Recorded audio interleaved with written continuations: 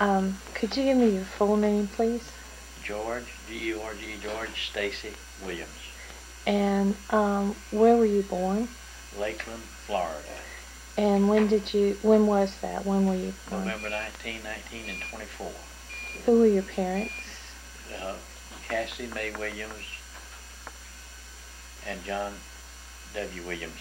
Okay, did you have any siblings, any brothers and sisters? Yes, ma'am. I was the youngest child. Okay, what were their names? The oldest one was named Leon. Mm-hmm. The next one was named Harry. The next one was named Lawrence. The fourth one was named John. And I had two living sisters. One died about 2 years old. But then I had two living. Her name was Ophelia, and my sister Opal. And they were all born in Florida, or when did you move to this area? Most of them were born in Georgia. My family moved to Florida, and that's where I was born. They originally were from Georgia. Mm-hmm. And in fact, they were members of the Pine Devil Baptist Church up here. They moved to Florida. My daddy worked in Lakeland, then we moved to Miami. And then we moved back from Miami to Georgia in 1930. Okay. And where did you live in Georgia? When I moved back from Miami to Georgia, we lived in Colquitt County, about 12 miles from Moultrie, Georgia. Mm-hmm. Then we moved to Grady County in 1939. Okay. And I went 1 year to Kiro High School. Okay, and then you said you went to Wiggum High School? Yes, ma'am. I graduated from Wiggum. And what year was that? In 1942. 1942. Yes, All right, so the war had begun. You mentioned the school burned down. Yes, ma'am. The school burned down a few days after Pearl Harbor. It's in December, before the first of the new year. That was your senior year? Yes, ma'am. Okay. And we went to school then in the two churches, finished up in there. Okay, I don't think anyone has told me that. I don't know that I knew that. Yes, ma'am. That actually happened Huh. a few days after Pearl Harbor. I never forget that the janitor came down, Ernest, to start getting the fires going in the ballroom and everything. And they said he was singing. Somebody heard him. And he looked, he said, Lord, look up there, the school done burned down. Oh. And he had come down to and no one his even, work, you know. No one even knew that it burned? He didn't. He apparently lived in a section of town. We didn't have a fire truck or anything, you see, you know. But So, anyway, he came down there to start his work, and the school was still smoldering. Oh my heavens. So they later built a temporary school out of what we called sap lumber. It didn't last long. They later tore it down. But anyway, after Pearl Harbor, we had the event at Pearl Harbor, and then the school burned to the ground. So we had two tragedies for us locally. You know. Right, exactly. And when you graduated from high school, then what were your immediate plans? Since you went into the Marines, you must have enlisted, right? Well, we tried to. They had reached a place where they would not allow you to enlist. They waited for the draft. And when the draft occurred, was in action, we went to Atlanta, and it was there that you had a choice. If you made a certain grade, you had a choice, and so I chose the Marine Corps. I tried to enlist, and they wouldn't accept us before. Now, when was this? And this was in early 1943. Okay. And but I went in March 6, 1943. Oh, really? Yes, ma'am. And what Marines were you with? I went first, when I got in, I went to boot camp in San Diego, California. Okay. They called us Hollywood Marines. The fellows who went to Paris Island, we called them Pleasure Island Marines. And I had a buddy from high school that went into Paris Island, but I went to San Diego. And we caught the train down here. Never will forget. I'm trying to remember the black man's name that took care of the theater, janitorial work and so forth. But he saw us standing out and talking. Me and a buddy of mine were going together. Who was that? Carol Whidden. He later got out because they found a murmuring heart in his body, and so He said, well, you fellas come in and look at the movie. The rest of you free wait while you train. So we left, I reckon, somewhere in the neighborhood 11:30 or 12 o'clock that night. Oh, that's right. The train would have been right there then. With the The passenger. old steam engine trains, you know. Oh, yeah. I never thought about that. And we went all the way across the United States. I went to L.A. and then we got a bus in L.A. and went down to San Diego. Uh-huh. We got there about two something in the morning, and we got to the base 3 something, and got to bed about 3:45, and at 5:30 reveille sounded. A little over hour sleep, and that began the ordeal of boot camp. Believe me, somebody said I wouldn't take $10,000 what I learned, but I wouldn't go back to it for $10,000. Really? And what specifically wouldn't you want to do again? I mean, the drill sergeants were a lot different then than they are now, I guess, and. Well, Marine Corps is a special organization. I mean, Marine Corps gets jobs done. They really do. And every Marine, no matter where he's a cook or what, he learns to use a rifle. Uh-huh. Every Marine, no matter what his position, even the pilots, they have to learn to use a rifle. So if they're shot down, they can become a man in the infantry you see on the island where they are. So everybody got, and you name it, they tell you to name your rifle. That's somebody you love. That's interesting. So it's going to be a mother to you. Uh-huh. And we was on base in San Diego, and you could see the ships coming in and leaving. And oh, they put fear in your heart. They said, one day you'll be getting on one of those ships there, fellas. We had a corporal. And I told him he wasn't born. He was issued from the Pentagon. He was strictly military. And boot camp is really an experience for anybody. I had a young man years ago when I was before Higgins got the new warehouse out down the street down here, the old warehouse, and a young fellow came in my office and I said, this fellow's an ex-Marine. Straight-shouldered on me, and he was standing erect, about 6'2". He sat down. I was an unfood buyer, and he sat down, and I said, were you ever in the Marine Corps? He said, yes, sir. I was a captain in the Marine Corps in Vietnam. I said, the type of Marine Corps change is not for me. He said, brother, they're going to be Marines under me. And I enjoyed talking to him so much. And he said, I'm with Procter & Gamble, but said, I told him they'll either promote me or I'll move on. Said, I'm going to get promoted. Now, he was a competent fellow, but I could tell the way he carried himself. He was an ex-Marine.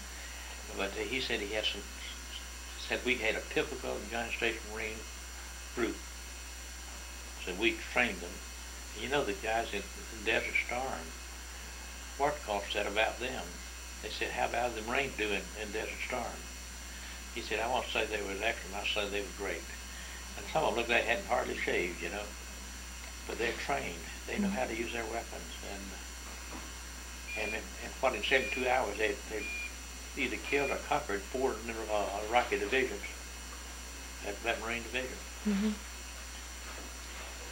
So. Well, anyway, don't let me brag about them. No. I want you to just talk. Wait 1 second. Go ahead. After I went through boot camp, incidentally, Glenn Ford, he was the actor. Mm-hmm. He was in a different platoon from me. When we were on the rifle range, he fired in the 4th relay, and I was in the 5th one. And he was one space beyond me. While we got to boot camp, they told us, we said, we got tower on power here. And on the rifle range, I had a rifle range coach. He's big as that door. He said I had tower on power. Said he failed the first time. Said the reason he failed to qualify, said every time you get into school here, the colonel's daughter would have some big party or something, want him to attend. So they interrupted his training. Said but he came back through and he passed. But anyway, Glenn Ford was in the range there, and you'd be surprised. I know whenever we'd go down to the bathroom, somebody would come back from the bathroom and say, "Oh, Tyrone is down there," you know, and we'd all rush to the door like we was going down to see him, you know, because he was a star. But anyway, I went through boot camp there. Then they sent me to school in Oklahoma, the ordnance school. Okay. And one day I'm standing out talking to a buddy of mine, and I looked and I see this fella coming up the sidewalk with the mess hall gear on, with white dress and so forth, coat. And he was a buddy of mine from Wiggum. And he didn't see me, he had his head down, he was in deep thought, I presume, and he ran right into me, and then when we stopped, And what was his name? Is he? Joe Hudson, he got killed years later. I was at a ball game here, and my nephew come up and tapped me on the shoulder and said, Joe was killed while going to wreck over Climax. His tie rod ends crystallized on his car, and he crashed and killed him. But we talked, and we were together there, and 3 times I was with buddies, and in fact, I have a friend of mine that I preached his funeral a few years ago. He come out of the Marine Corps, went to finish his education at Wiggum School, and then went back and went in the Air Force and became a master sergeant. His name was Edsel Booth. He had prostate cancer and it took his life. But we were stationed in the base at El Centro after ordnance school. I went to El Centro, California, which is the land of millionaire farmers. They fly the produce out there on planes. They did at that time more than they do now. It rained out about twice a year. And so I was sitting in the mess hall after I got on the base, and somebody come up and sit down beside of me. You don't pay attention to the fellow sitting down beside you. Most of the time you don't know him. It's different squadrons or something. And this fellow yanked his elbow in my side like to knock me off the bench. I turned around, it was Edsel Booth. He said, I recognized you from behind. And he was on the base, and to make that long story short, he got transferred out there. He was in headquarters squadron. He learned to drive a vehicle on the base there with me in the ordnance truck. And he had never driven a car. He got a Marine Corps. But anyway, he learned to drive in there. And then when I went, he got shipped out ahead of me. And one day we were both side in our plane getting ready for combat. That is, line up the gun so they hit the center of the focal point, you know. And I'm up this coconut tree just in the target. And I see this fella walking down there, and I said, Boo. He looked up and said, I was looking for you. I said, I knew you were outfitted on the island. I said, yeah. Now, what island was this? New Hebrides. Okay. And Colgate Palmolive had big coconut trees, many coconut trees there, and then if they cut it down, the military had to pay for them. If they cut any tree they cut down, they had to pay Colgate Palmolive for those trees.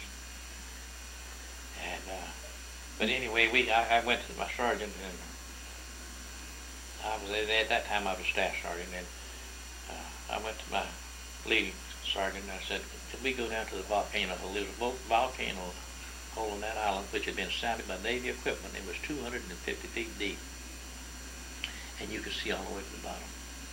The water was clear on those islands. In fact, Booth told me when he first got there, he said, I saw this fellow jumping off the bridge into the water. I said, the fellow said, he's going to break his neck. He said, no, that water's 15 feet deep. But anyway, it was beautiful. And so we went down to the volcano hole, went swimming. And the Aussies came down there, and I thought the difference between Americans and Aussies. The Aussies were doing swan dives off of the board, and the Americans were jumping belly busters into the water. You know, I said, there's a difference in the cultures. But anyway, we left New Hebrides and went by Guadalcanal. Julius Newberry from Wiggum had written, when he was in Ringgold way ahead of us a couple 3 years, and he had written home on a piece of cardboard. See, in those days you could mail on, just use that, put free on it in your outfit, and they went through the postal system. And Julius said, before I got in, Julius had sent a little note home that he was all right on Guadalcanal. In fact, he mentioned in his book Guadalcanal Diary, and I believe he's the one that killed the sniper that was firing on him in one of the events in the book.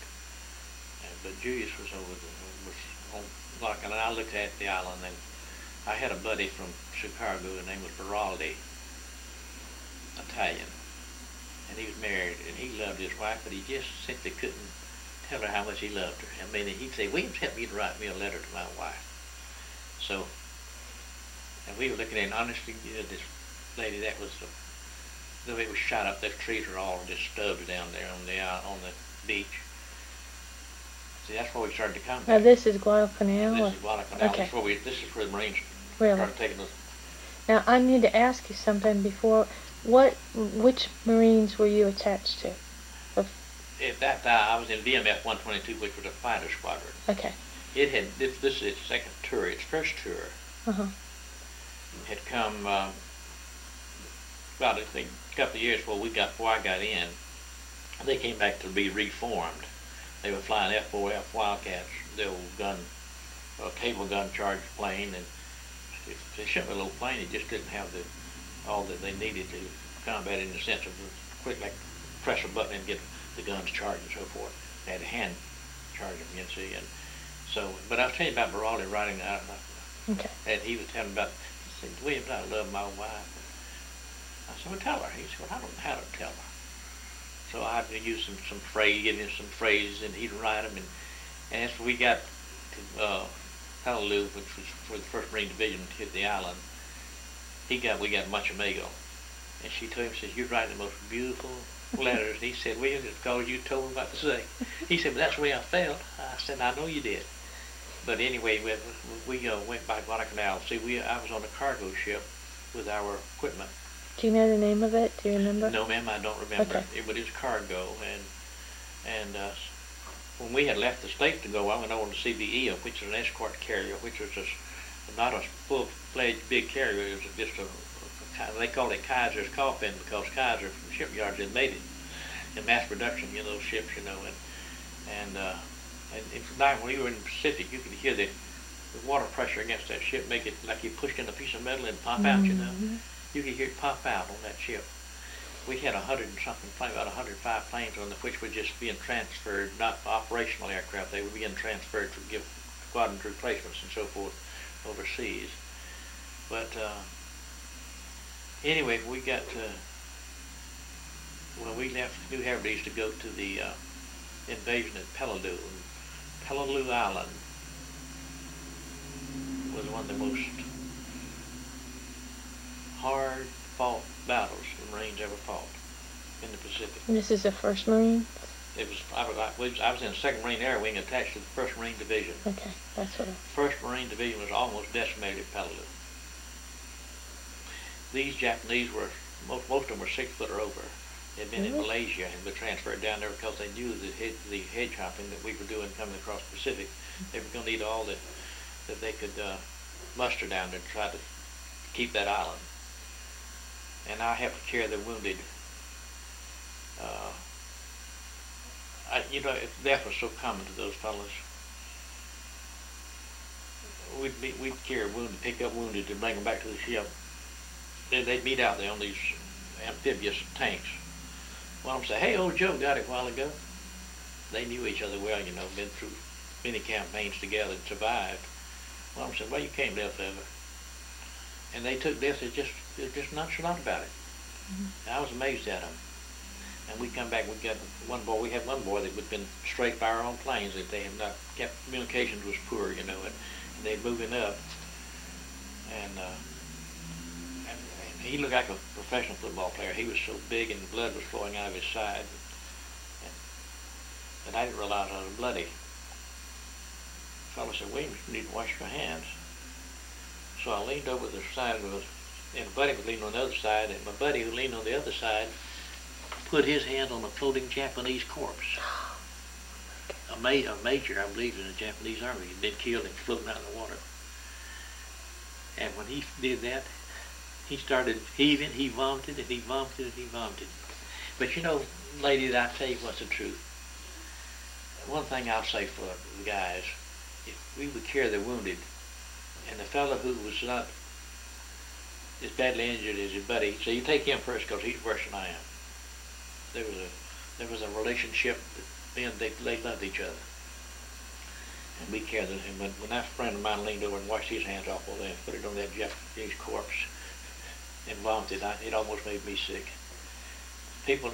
I wish people today realized what it cost for us to be free. I really do. I wish the kids could be taught history the way it is.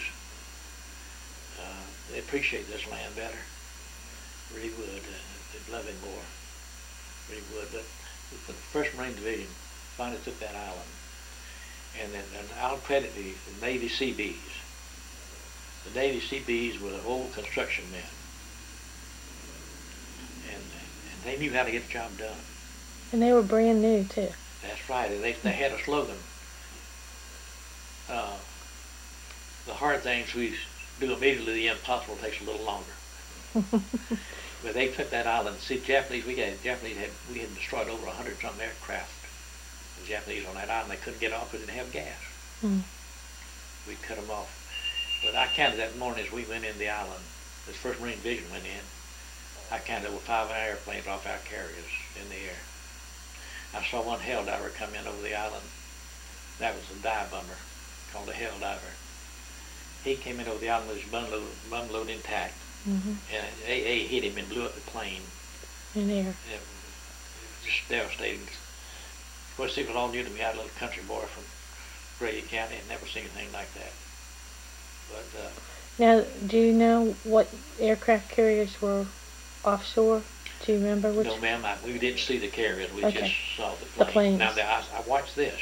Mm-hmm. I watched the battleship Idaho and the California, which had been at Pearl Harbor, which was renovated and rescued and sent back. And see, they had the destroyers in close, then the cruisers, then the battle wagons out here. And those hills were like honeycombed caves in there, and foliage all over, which concealed them, you see. The Navy took those battle wagons, and they just sprayed those hills with shells of phosphorus, white phosphorus shells. And you could see them as they'd come down the hill, they can pass in that foliage. They finally cleared that mountain off, it was bald. Mm-hmm. Then they could see those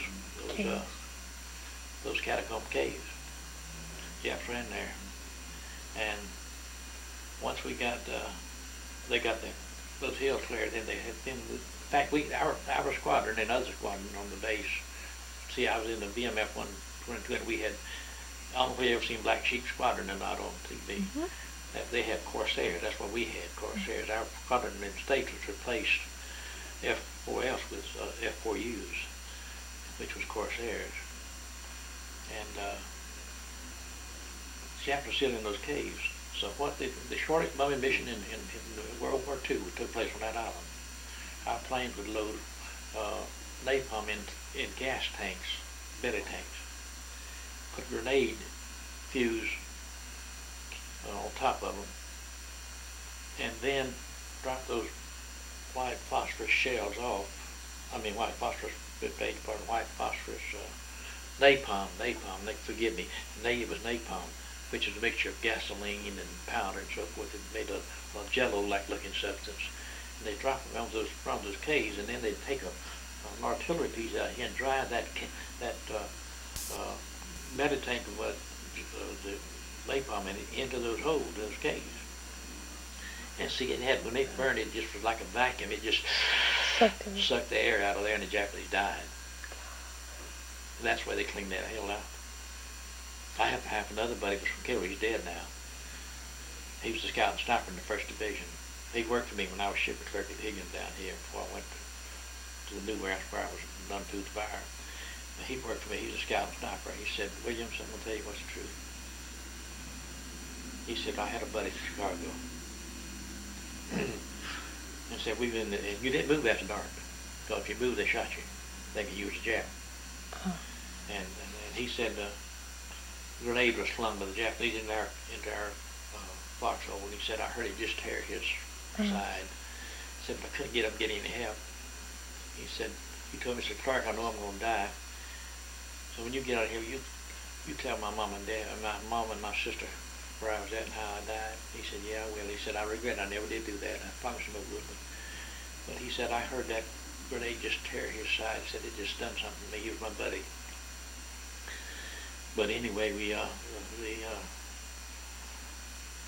Marines took that island. Life magazine had a combat photo of some of the things that took place on that beach. And here's this boy, a big husky Marine. He's going ashore, and a mortar blows his arm off, and both arms. And this one is shredded, and the tissue is just hanging down. And he said, in the picture, he said, it doesn't look like he's in pain. It looks like he's saying, "I'm sorry, I failed. I didn't get ashore," Like he was apologetic for what had happened to him. Mm-hmm. But the Seabees made that in airport, and when our planes came in, I never forget how happy we were to see them. Incidentally, when our planes were coming down, and you tell me, people say, "I don't believe in prayer." I believe in prayer. I believe We had a fella, he was a lieutenant, he was a smart aleck. He had all the answers. Well, he's coming down from Christmas Islands with our planes after the island was secured to land. And his plane controls got jammed in such a position that he couldn't bail out. If he bailed out, he went into the tail of the plane. And he told me, he said, I reckon this is it, fellas.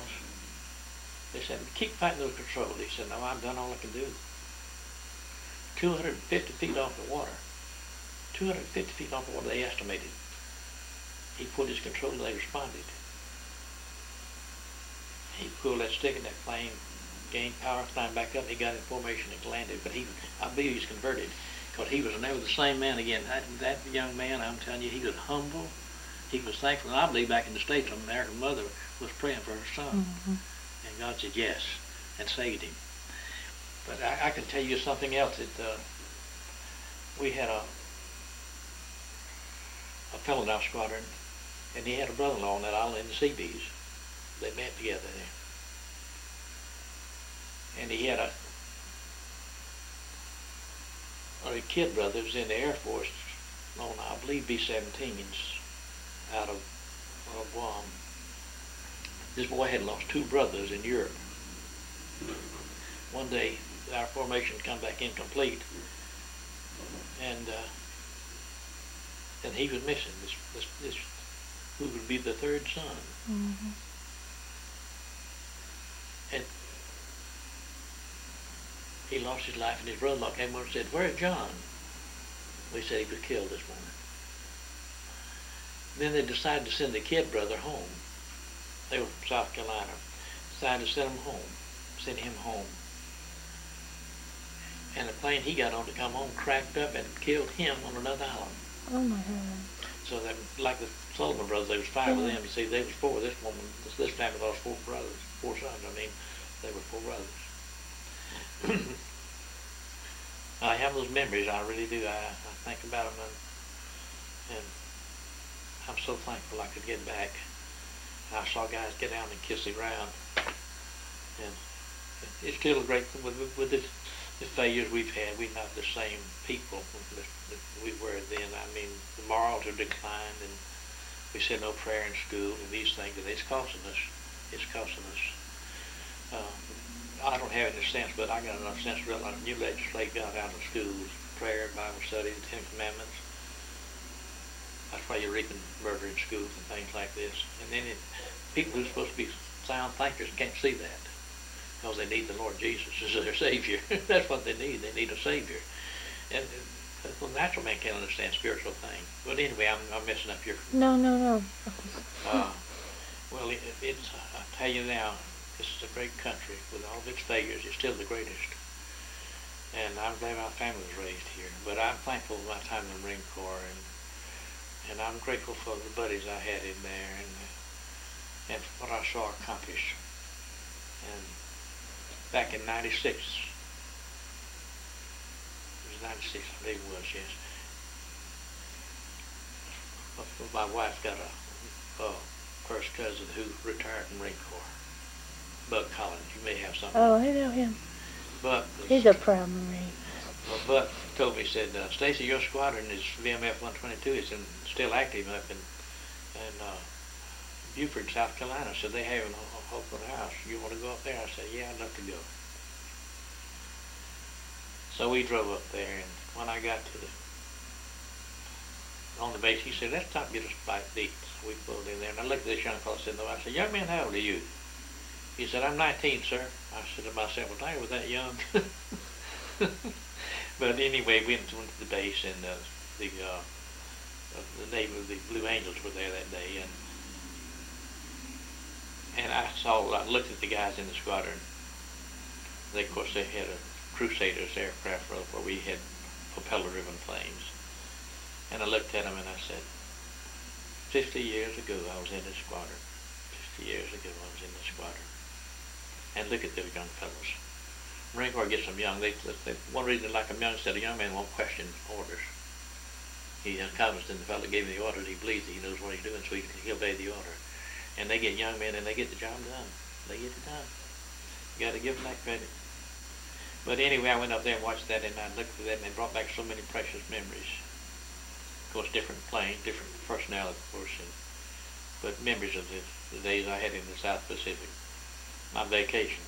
One thing more, and I was scared with this. We went to the island of Ulithi. Ulithi was an island, had a great depth. In fact, it had on the crest of rock that overhung, you could look under the rock and see the blue water. And that was, the carriers were, the kamikaze planes were hitting our carriers and so forth up in Okinawa. When we came into the island, I looked down and on this island. It was 60 acres in the whole island. The airstrip reached from beach to beach. And I looked up and I said, "We got land down there?" They said, "Yeah, that's it." I said, "We'll never get this plane down on that." Well, we made it. And the natives came over to work on the church while we was there. These are strange people. I mean, they have just wore G-strings. Mm-hmm. And they have a tattoo that start up here and go all the way to their ankle. Mm. And they come over there and that's all to eat. And you know, I'd have been more comfortable with them having clothes on. I thought it would look more sanitary to me. But they came over to eat. What they did, the food they got in their trays, and they pitched it all into the middle of the tray. Jello, everything else, they pitched it on. And then they scooped it up with their spoon, all of it mixed together. I said, well, it's going to the same place, I guess. But he was interested to watch them. But I enjoyed my tour up there, and we had the natives come up there. They wouldn't let any ladies come over there with the natives. That was, you know, the proper thing to do. But they worked on their church, and this fellow climbed the tree like a monkey. Just got up there and he cut down a green coconut. And in Lieutenant, we had a fellow called him Hot Shot Charlie. He was a red-headed Irishman from Pennsylvania, and he knew we were enlisted men, he was an officer, and he had cut the end off that green coconut, gave him to his drink, and he said, "Man, that's delicious." We drank that green coconut juice, it was delicious. But to watch those natives climb those trees was interesting to me. I mean, honestly, they could do it like a monkey. Mm-hmm. That was their lifestyle. We was there for 6 acres in the whole island. And this incident happened one night. The men had the main head, which was the bathroom, but they had urinals for the men, you know, for taking various places. And we had the mechanics, we were ordermen, we were in one tent, and the mechanics were in the next one, and they had been over to the beer joint and got drunk, a whole bunch of them. You wore fatigues all the time, you didn't wear khakis. We slept on our khakis, that's why we ironed the khakis we're sleeping on, you know. Mm-hmm. So, I never heard such noise. I said, we'll never get no sleep as long as that bunch is over there rattling like they are. So I put on my khakis and got my carbine, and I walked down there. They couldn't see me.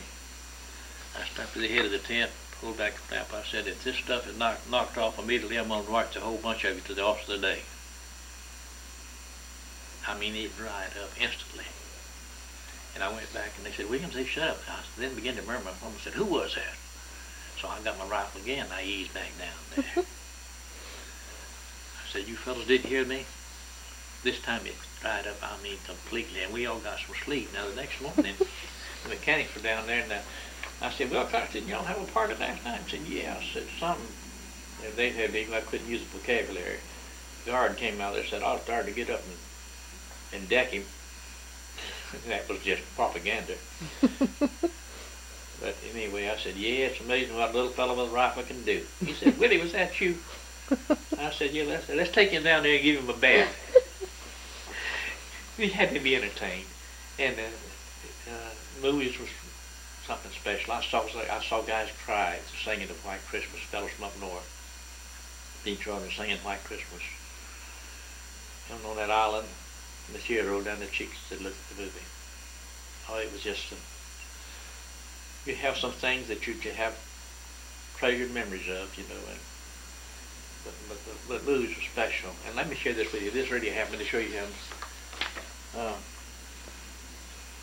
I had my skipper, my first officer, he was the executive officer, my first, in fact, I was the orders man for his plane. He was the exec. Major Reinberg was the CO. On his first mission, This was his second tour, my first. He'd been at Guadalcanal. He landed, and I saw something was wrong, but he was wise enough to switch off his engine on his plane when he realized that he was hit the small arms fire and he was bleeding. But he was wise enough to turn off his engine when he hit that runway. And I saw him clean off the runway, and I said, something's wrong. Major Gilchrist was his name, and he'd been hit, and small arms had started to bleed, and he had to get down, and he landed man first. So he had to come home, and we were replaced by Major F.E. Pierce, who appeared in an article back in the States in one of the air magazines as a character.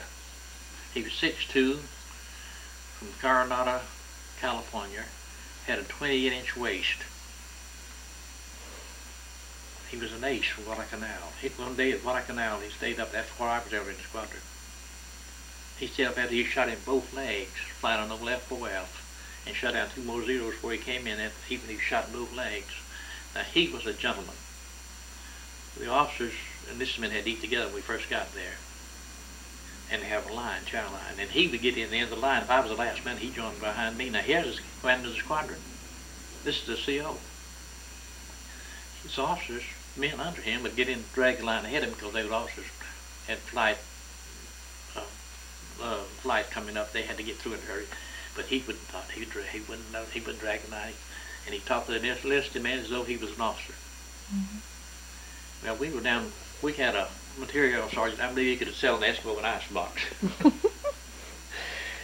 We had got on the island. I don't know where he got it. He got us a movie projector screen. I don't know what he traded. And we was on squadron having one. We had a lieutenant named Lieutenant Blackett from Baltimore, Maryland. He's another one of those smart addicts, hotshot Charlies. One night, the guys from 1st Marine Division had to have some R&R. They let them come out of the lines. And in those days, those 1st Marine Division guys would actually dreaded shots worse than they dreaded the front lines, getting shots. But they'd come back for an R&R, and we had a movie, and they were there. And we had rocks to sit on. And they got there first because they were on R&R, and they come up, got our seats. And now, it would have meant a seat for me, but I was embarrassed. This lieutenant got up and said, if you're not a member of this squadron, you're going to have to get up and give your seat to the men of this squadron. So this is our projector. Well, I was embarrassed. I would have never done. Those guys were right up where it was hot. And another watch said, everybody remain seated. To this Major Pierce said, no, this projector doesn't belong to this squadron. It belongs to the United States government. He said, if you got here ahead of midnight and got the seat, that's your good fortune. It's my bad fortune. I want all of you fellows to sit down. I don't care where you're Army, Navy, or Marine Corps. It doesn't matter to me. I want you to sit down and enjoy this movie. The guy said, who is this? We said, that's CO. One of them said, I'd go to hell with him. Said, this man's a man. And he was. He was that kind of a man. Tried to get him to come home. Tried to arrange for us to come home with him. He said, William, if you had 4 more months, then I'll take you back to the States. I was his ordnance man. But there was some wonderful men in it. Just wonderful men. And this fellow was raised in wealth. But he was just humble as he could be. And the commander of a squadron. But he was just good. And the guy in the 1st Division said, man, this man is a Marine. And I loved him for it because, as I said, I was having to stand, but I would happily stand for these fellows who were in far more combat than we were up there in the front. And my CO stood up and said, everybody remain seated. Don't you know that lieutenant felt like he'd been humbled? He should have been. He was overruled by his CO. I imagine that wasn't the end of it. I imagine later. Mm-hmm. They were the first we encountered him, they were squared away. Have I used up your time? Oh, no.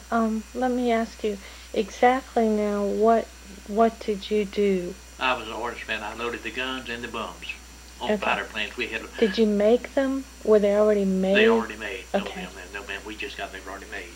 We just loaded them. Okay. And then we got, see, while we was over there, the new planes had rocket adapters on the bottom, on the bottom of the wing. And I see our pilots had no experience with rockets. They came out after we got over there. Mm-hmm. So we had to train the pilots up on another island, Nagasaki. Had to go up there and let them shoot the target. To learn how to. I like to go up there because we got special food from the cooks. But they'd come up there and line up those plane on those trees. And I saw one come in so low one day, the tree waved. He said, "Where'd y'all mark me?" You said 200 yards. He said, "Mark me at 300. I'd like to hit that tree." But they would learn to use those rockets, and all that came out while we was over there. Oh, it's amazing how more science advanced. Mm-hmm. And it helped to end well, of course, the atom bomb ended the war, but and I remember they celebrating that. I never wanted to drink whiskey. I didn't like the taste of it. But I had some, in fact, I'd trade my Coca-Colas, my beer for Coca-Colas. Mm-hmm. You could get both, and in the line, whenever they find out that I also don't eat chickens, they said, "Are you sure the Lord called you to preach the gospel?" I said, "Well," I asked that, "Father, do I have to eat chicken?" He said, "No."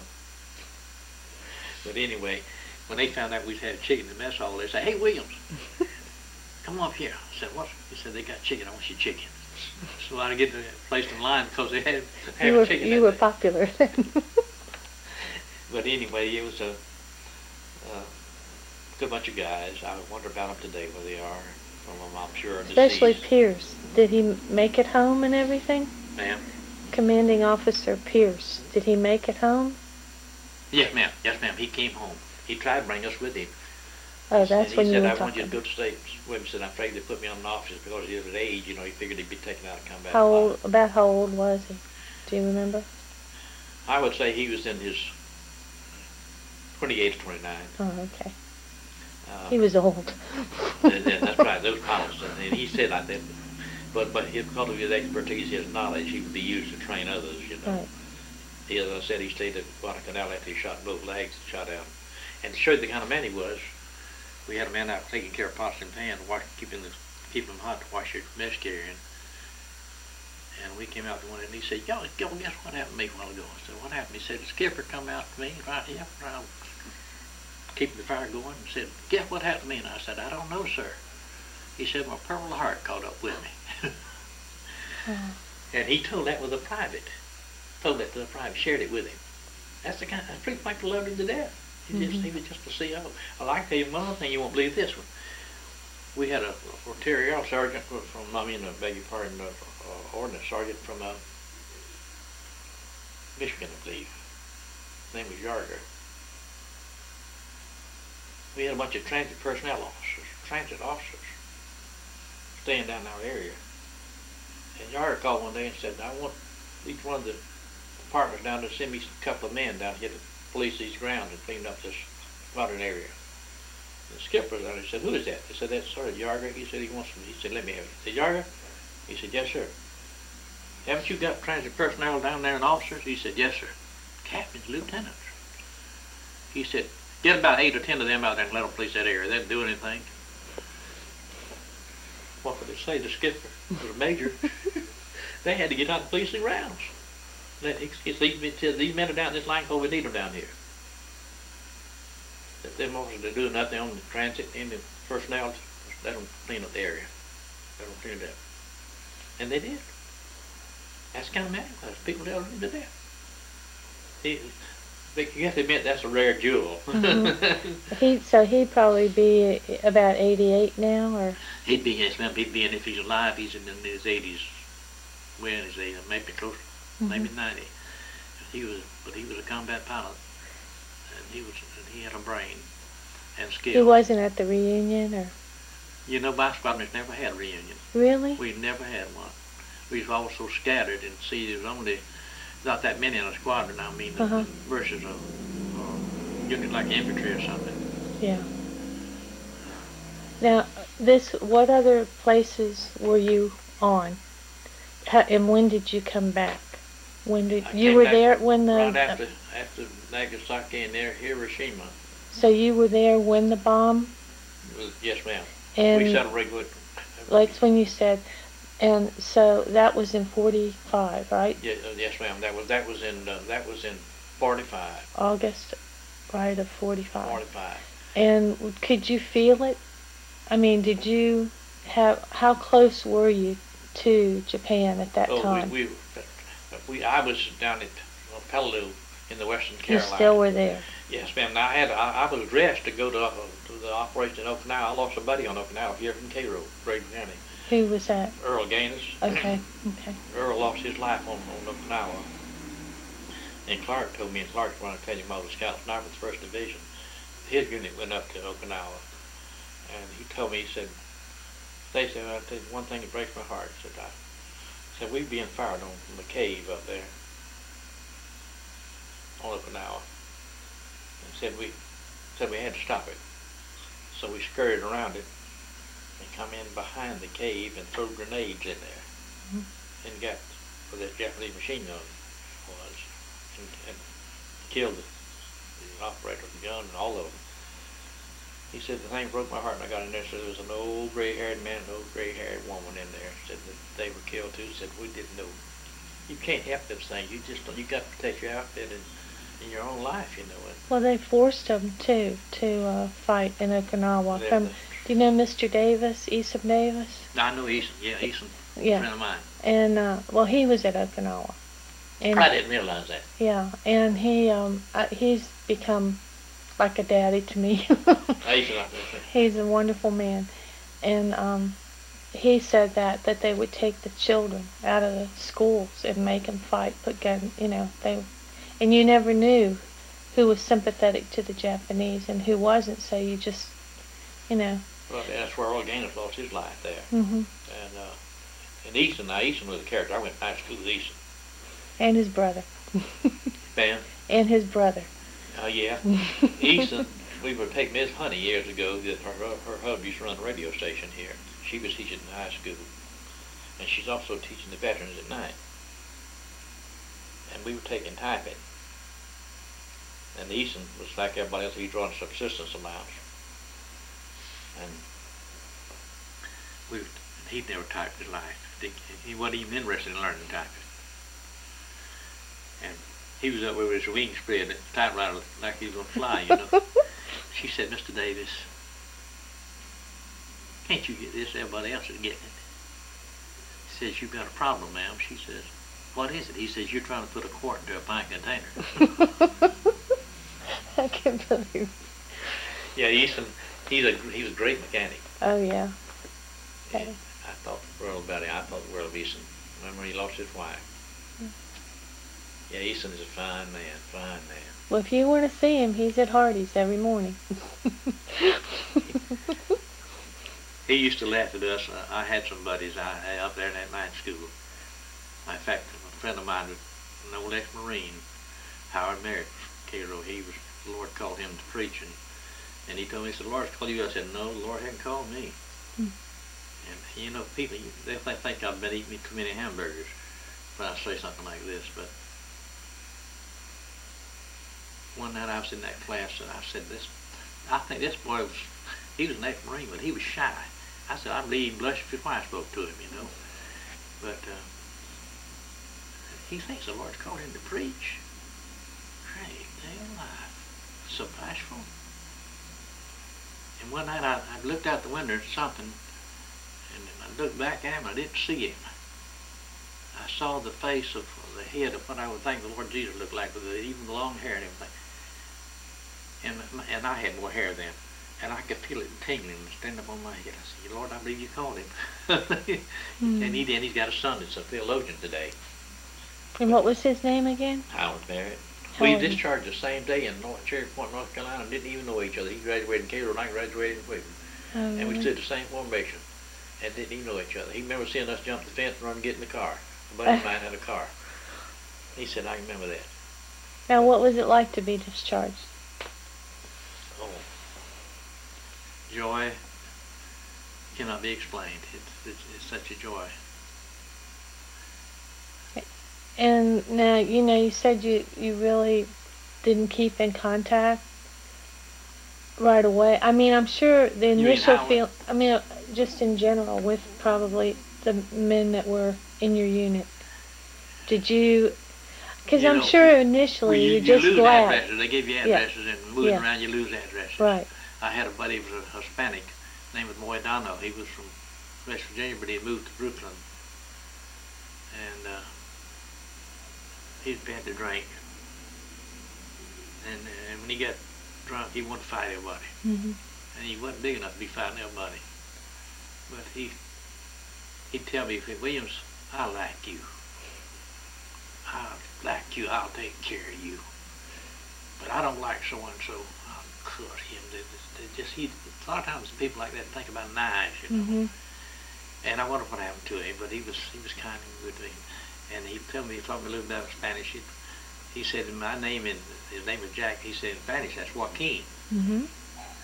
And I didn't know that, but he was. I had one buddy, Richardson from Texas, and I had Casey from Texas, and I had these guys. They're like around the ages today. God's been kind to me, ma'am. I don't know why. I talked to a fellow last week. He said, "How did you say you were?" I said, "I'm 76. I lived in November 19. I'll be 77." He said, "You don't look that old." I said, "Well, God has been merciful to me. I don't know why." I said, "I wouldn't put up with me 10 minutes if I was him." But God has been gracious. And I have 3 lovely girls. What are their names? Deborah's my oldest one. Janice is the middle girl. And Lynn.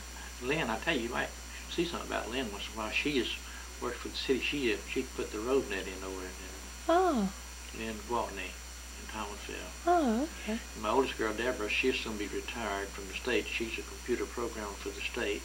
She's had PhDs working for her learning computers. And Jan, my little girl, she's a fine Christian girl. She just was laid off from Torrington, and she's going to Thomas Tech now, taking some additional courses to help her. Oh, she's a worker. She was my middle girl, was the one that mowed my yard for me. She got extra allowances from mowing the yard and things like that. She's a worker. And what's your wife's name? Louise. Louise. Where did you meet her? I met her, a friend of mine went with her one night. And her cousin had got my friend to date with my wife to be. And I was with her cousin. We were riding in a Jeep. I bought me a new Jeep. I couldn't buy a car with me, so I bought me a new Jeep. And I said, "Man, this gal is a doll." And what year was this now? This was in 1947. Okay. We got married in 47. Somebody said, "When do you get married?" I said, "I'm gonna never get married." In 6 months, I was married. God has plans, and it's amazing what they are. And we have, as I said, we got 3 daughters, 5 granddaughters, and 4 great-granddaughters. Don't have any boys. Had to get girls married to get boys. But I bet you're a good father-in-law. Well, I could have been better. I certainly could have been better. In fact, I tell the Lord that every day. My wife, a lot of times I would preach away from here, and my wife would raise it. She did a good job raising our girls, and they love her to death, because they love, there's something about a mother's love. It's different from a man's love. A man loves his children, yes, but a mother's love is a special gift of God. And my baby girl, she's smart. She graduated cum laude from Valdosta State. The old boy I heard at college when I was in Norman College, he said, "Some people graduate cum laude, and some of them cum laude." He said, "I graduated Lord and Lord." Well, now, when did you enter the ministry, and how did that happen? And I looked at would you believe this morning, I looked at my certificate. I was ordained April 27, 1958. Mm-hmm. That's when I was ordained. And it's amazing, whenever a lot of times people know that you're called before you do. I taught a Sunday school class of girls, 16-year-old girls. A little girl told me, she says, "Mr. Williams, I don't think of you as our Sunday school teacher. I think of you as a minister." And I was on the road selling groceries.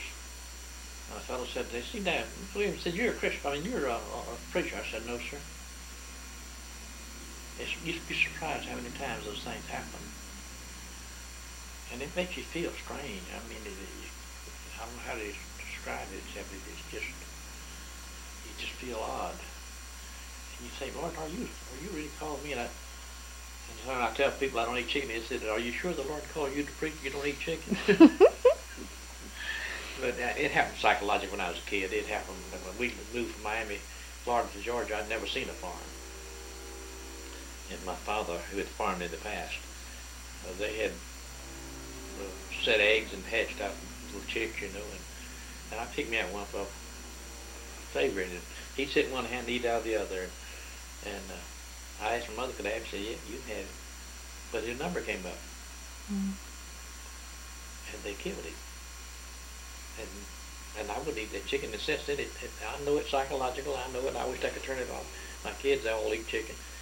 My wife. But I cannot. That memory of that chicken is still in my mind. They killed the one that was my pet. And he would sing and he enjoyed being fed, And that turned me off of chicken. I just can't have it. I just hope they don't have that at Mary's Supper of the Lamb. And you said you worked for Ira Higdon then? Yes, ma'am. How long did you work for him? When I retired, they gave me a 40-year watch. Oh, wow. And in between that, it wasn't quite 40 years because I left one time and went to work for somebody else, and then I went back to work with Higdon. And I had at a funeral a few years ago up in Mitchell County. A lady came to me and said, do you know me? I said, no, ma'am, I've known your face. I should know you. She said, I'm no less a Barrett. She and remember the first church I pastored in Reno down here, and her husband was a head of the VA, and he was a deacon down there. And she said, you baptized our son. I said, he was 10 years old. I said, well, honestly, I didn't remember doing it. She said, you know how old he is now? I said, no, ma'am. I said, he's 45. Wow. She said, I want to ask you, would you do our funeral? I said, well, if I'm not providentially hindered, if I can, I'd be glad to do it, ma'am. And a few years ago, her husband died. In fact, her husband was there, and I would never recognize me at age, so. She said, there's the nicest compliment on you. I said, well, Mark Twain said you can live a month off a compliment. What is it? She said, Mr. Higdon is called Dooner. I don't know where you got him. He's in his 80s now. In that time, he told her husband this. I was still working for him. And she said that her husband and Mr. Ira were high school classmates that graduated from Cato Ira. And they had a class reunion. And said he asked her husband, asked Mr. Higdon, said, is Stacy still working for you? He said, yes, he is. Right there. He told me, Higdon, talk slow. And I can trust Stacy. And Carol said to him, with everything but your money. He said, no, I trust him with everything I got. One time he called me and I write left-handed. My writing is terrible. Like a little boy said, if I learned to write legibly, they'd think they'll learn I can't spell. But he called me one day and said, Stacy, I want you to sign your name right down here, like you would sign a check. So I did. I said, I know we're writing bad. You want me to practice? He said, I want to let you start signing checks for the company. If you know Mr. Higdon, he would never told me what he told Carol. He keeps things like that to himself. But he let me, I started signing business checks, payroll and everything. And that was an honor to me because Mr. Higdon don't let nobody do that. And he is careful about his money. But Mr. Higdon, you can go to the bank and what he tells you, but you just got to get him to tell you. He's a man of his word. Was he a World War II veteran? Pardon me? Is he a World War II veteran? I'm sorry, I'm a little hard to hear. I'm sorry, is he a World War II veteran? Yes, ma'am. He wasn't in long ago, I don't think. Huh. I don't think he was in too long. But he could tell you, I don't think he was in very long. Okay. Now, see his son Larry, who is the manager of the company now there. Larry was in the Vietnamese War. I made him model airplanes when he was just a kid. Solid models. And he flew what was the plane in Vietnam, the fighter, I forget now, but he flew them in Vietnam. Larry didn't even fly, I don't think, when he came out. I think he just went away from planes. Just Tig asked me one day, said, Stacy, you reckon you making him those model airplanes, making him want to fly? I said, I don't know so much. Where he's at, isn't he? He was a pilot in Vietnam. Are there any other men from this area that you knew who were killed in combat? And you said you knew Earl Gaines, and he was killed in combat in Okinawa. Is there anyone else that you could tell me anything about? Because that's where I really don't. What did you know about Earl Gaines here? Yeah, but I went and attended his funeral. They brought his body back from over there. Oh, you did? Mm-hmm. Yeah, so that was after the war when they brought it back? Yes, ma'am. Yes, okay, ma'am. And he's buried here then? Yes, ma'am. Yes, okay. Ma'am. He's buried here. He sure is. And was he married? Don't think so. No, okay. I had Donald Nazareth was killed. Donald, you probably have some information on him. Donald came home on a little furlough, and while he was home, he shot some fingers off. And they said, you don't have to go back. He said, yeah, I do. Oh. And he went back and lost his life in Europe after coming to Do you know where in Europe, or who was he with? He was in the infantry, or yes, what? Yes, ma'am, but I don't know. I'm trying to figure out. I'll tell you, what's her name? Used to be down at the City Hall. Miss Lewis used to be down at City Hall. Donald was her daddy's brother. Oh, really? She could tell you about Donald. Oh, I know her real well. I taught her children, Ricky and. Well, you asked her about James. Donald. She could tell you something about Donald. Okay. And anyone else that you can think of? There were some princes. Did you know? My wife had a cousin killed. I had a not from Grady County. A cousin. In fact, I went by Yap. That's where he was shot down he was in the crew of a B-24, and they were shot down on Yap. I went by Yap as I was going to Ulithi. But he was killed at Yap. But now he was not from here. He was from Mitchell County. Okay. And I had a list of the names. I thought I brought it, but I don't. I guess I didn't. But is there anything else that you would like to tell me that I haven't asked you? Like you talked about trading. People wanted your chicken. What did they give you for your chicken? Did you get anything in return, or that was just ahead of time? you have to eat first. I tell them ahead of time. I said, I don't eat chicken. I said, that's my problem, not yours. In fact, I would eat years ago. Miss Bill Connell down here at her house, and a friend of mine, Roy Thomas, who's now dead. And I got down there and I saw the only meat on the table was chicken. And when he come to me, I just tried to easy bite to the next person. And she said, Stacy, you don't eat chicken. I said, no, ma'am. I said, well, that's my problem. That's not yours. She had plenty of other food. But I try to protect. I don't want to embarrass the cooks. Right. So I tell them ahead of time. Right. But I don't do it. I said, now, you can label anything you want to, label it any way you want to, and call it anything you want to, but I just don't eat chicken. I may be crazy, maybe it's mixed up in thinking, but I don't eat chicken. Can't help it. My kids all think I'm crazy. They love it, but I don't. Did you trade anything else? You said Coca-Cola. Beer. I traded my beer for Coca-Cola. I traded, I just give the chicken. See, you get a certain amount, that's all you got. So when I got my portion, I get in with double portion chicken on their plate, you see, and things like that. I can't think of anything else. Not really. Trying to think. I can't think of anything else. And your health is good right now? You seem very healthy and strong. I had prostate cancer back in '96. And I took 37 treatments for radiation. And it gets you energy. But they told me, in fact, my last PSA, which was done in March, Dr. Stephen Johnston, he looked young enough to be in high school. His wife, I was done last year, I didn't ask this time, she had breast cancer, and he was a urologist, beg your pardon, he's a radiologist. In fact, they told me that when I took radiation, they said, we think that young lady said, Brother Williams, you're going to get your cancer. I said to myself, well, if God says you will, not to her. And I said, but if God says you won't, you won't.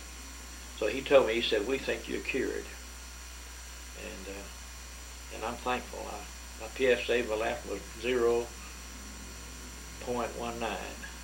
It dropped from 0.23 back in October.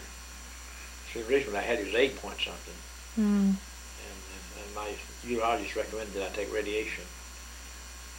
And my friend I tell you about, Ed Booth, he died after he came out of the Air Force had a terrible case of prostate cancer. Now who was this? Esler Booth, the one I said yeah. Okay. His funeral.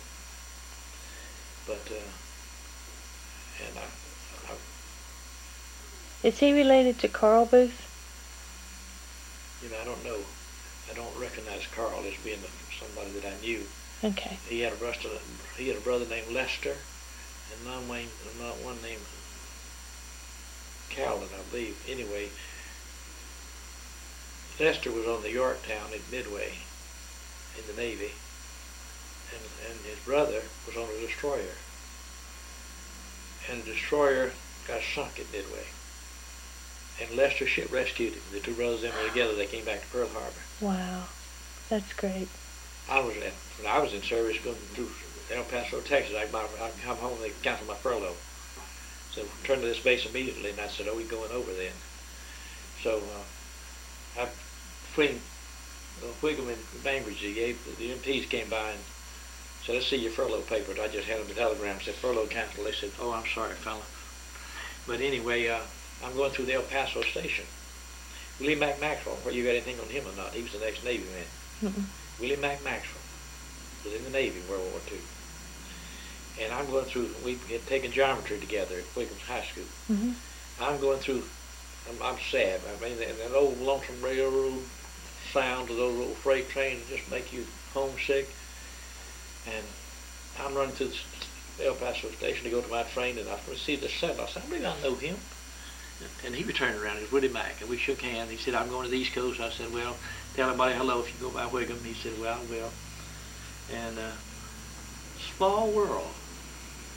And an El Paso railway station, you run into a friend you went to high school with. And when you hear somebody from some that's in the vicinity of you, you feel like you know them all your life, you know. Really, be attached. You feel because they're from your vicinity. Right.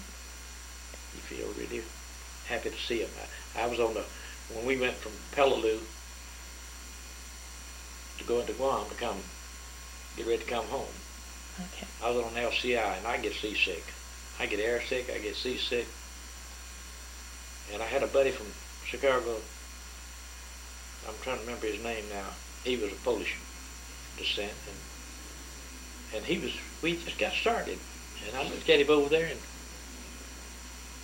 I said, feed them fish, boy, feed them fish. I should never have said that. And within an hour, he hit me.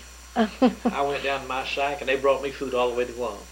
I said, I don't care if I die, I live and die on Guam. I don't want to get on another ship. But, and we got on, we were in a harbor, and we had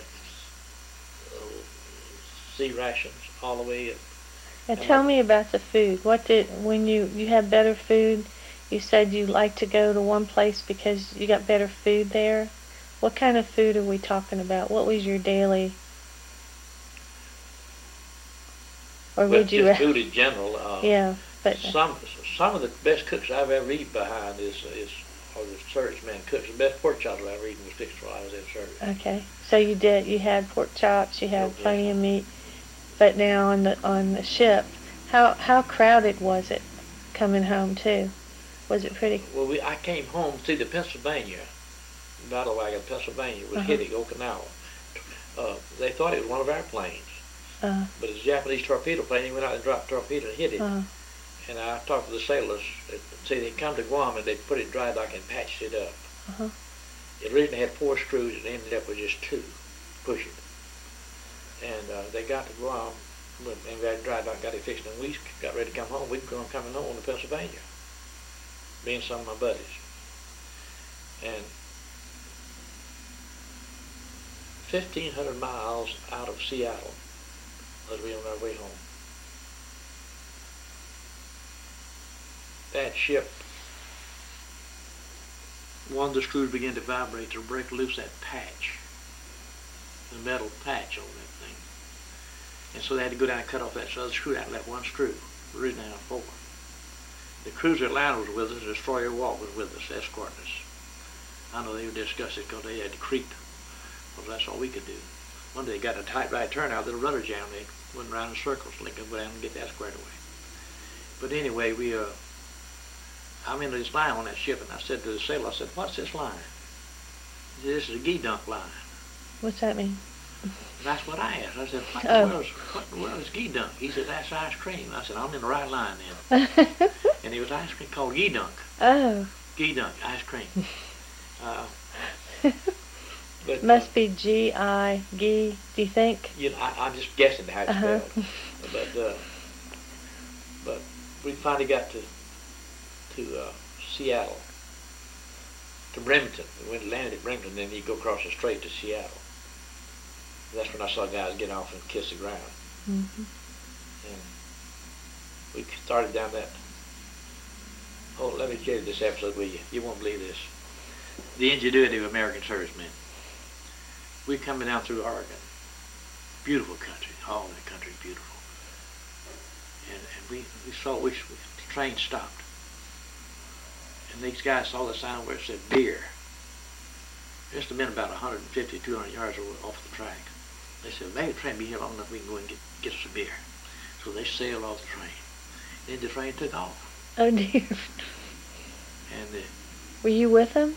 No, I was on the train. I didn't get off with them. I didn't drink the booze. But the lieutenant said, "I'm going to have to report them AWOL." Said, because they got off the train and not on it now. So we come down to California. These characters went out to the air base out there and found there was a plane going down. They beat you. That train, and we got down in California, they got on the train. He said, "I can't target on anything. They smart enough to figure a way out." And one day, when we come down through the California there, and the train was stopped like it does in Cairo sometime and jam up the traffic, and it was school time. And we on the train, and an ice cream truck pulled up and waited for the train to move. So we get off and said, "Would you sell us some ice cream?" He said, "You had to buy a whole carton." And I said, "I'll buy a whole carton." 3 or 4 of us bought whole cartons. Well, we couldn't eat all that ice cream. We thought we could, but the kids were going to school. Mm-hmm. And so we got off and gave those kids the rest of the ice cream, and they had paradise. But, all those things, those little things you just think about. And my wife's heard them so many times she's tired of hearing them. Yeah. But well, I'm a new audience, so well, I've used up a lot of your time. Oh, I've thoroughly enjoyed it, and I really appreciate what you. I'm going to turn this off. Say that now. Let me give you this. You know, in service, most of the time you call me your last name. Mm-hmm. Glenn Hollingsworth is his name. Mm-hmm. One day I'm in the barracks there at El Centro, the desert land. Mm-hmm. And I see this, I hear somebody come up front and say, "Y'all have a Stacy Williamson in here?" I said, "That's somebody that knows me because they called me my first name." And it was Glenn and a buddy of his from Tennessee. They'd come down to visit us. He was in the infantry. And he'd come down to visit with us overnight. In fact, had to have a place for him to sleep. There's 2 guys on emergency leave, so we let them use their sacks to sleep. Next morning we got up. That was night. Next morning I got up and took him down to the line, let him sit in the Corsair and so forth. And then we went to El Centro, and they had a Photoshop there where you could get, it says El Centro Jail. So the 4 of us got in there and got our picture made. Sent it back to the Williams School, and they thought we was actually in jail, which is. Oh. But Glenn went through Iwo Jima, survived it. Come home and had a premature death, heart attack, took his life. But he was from Iwo. See, the Tarawa was supposed to be a place the Japanese said 1 million men couldn't take it. Marines took it in 72 hours and secured it. Marines gave me CB's a comment. They said that this is before the atom bomb. Said when we go to Tokyo, we'll go there on the road the CB's built. But Marines and CB's loved each other. Well, there are quite a few CBs in Cairo. Oh, you know, on Honolulu, a barge with ammo blew up. The Japanese blew it up, and Marines took the airfield, and they had to run out of ammo and had to fall back. CBs took their ammo out of their belts and gave it to them and said, retake it. And they took it. They did. And then they got another barge in there with ammo. But that's just cooperation. You know, Hitler was always amazed. Now, he could have men raised in military schools, full regimentation, and you could take carpenters, farmers, and what have you from America and win a war. An old boy in Europe said, the German army must have really been fouled up. I said, why do you say that? I said, look how fouled up we are, and we won the war. I really, they come up with them. They really do come up with them. They really do. Well, did you know, since you're from Wiggum, did you know the Godwins? Steve and... there were 3 of them in the service. Steve, Donald, yeah. And the younger one. But Steve, I graduated my school with Steve. Okay. I was just trying to think of, you know, I've interviewed 2 of them, and but I don't think I've interviewed Steve. He was in the Navy? You know, I'm not sure what Steve was in. I forget. And I don't think he. I interviewed the one that was in. Donald, I think, was in the Navy, wasn't he? Donald was kind of the... Donald's in the Army Air Corps. He was he? And he he's was kind down of a philosopher, ain't he? Yeah, he's interesting. And every once in a while, he's in the paper. He'll write. I like him. He's real nice. And he is his own person. Yeah, that's right. There's nothing artificial about it. What you see is what you get. No, that's right. And his brother was on the USS Hornet. One of them. I saw the Hornet, I believe, was in Brimson when we landed. Oh, really? I believe the Hornet was there. And maybe I believe there's 2 carriers there. And I think every young man in Grady County almost had to have been in the service. And I know that that's for Vietnam too. Someone said if you started interviewing, everyone that was in Vietnam, there's just thousands just from Grady County. My wife lost 2 cousins, I believe, in Europe, in the Army. I know the one. It seemed like it was 2. I'm not sure of the second one, but I know they lost 1. And it's so common. I mean, when I was on Guam, the Guamese women kept those cemeteries spotless. Mm. You know, anyway you look, there's a row. They got them lined up and squared, and people buried standing up, you know. Mm. And I had a friend named, a Swedish boy named, we call him Svenska, from Wisconsin. And Sadler, a friend of ours, lost his life in Honolulu. He said, don't let me get back and see some people and start bragging about making money in the war. So I'll tear them apart. Mm-hmm. That's my buddy. Here he is. See, that real estate, that 48 hours before they hit it, didn't even know it was there. Mm-hmm. Real estate unknown to them. And yet Americans sacrificed their lives. Mm-hmm.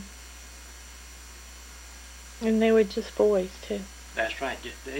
I got to come home and have a family. They didn't get to come home and have a family. Mm-hmm. Well, I've used a lot of your time.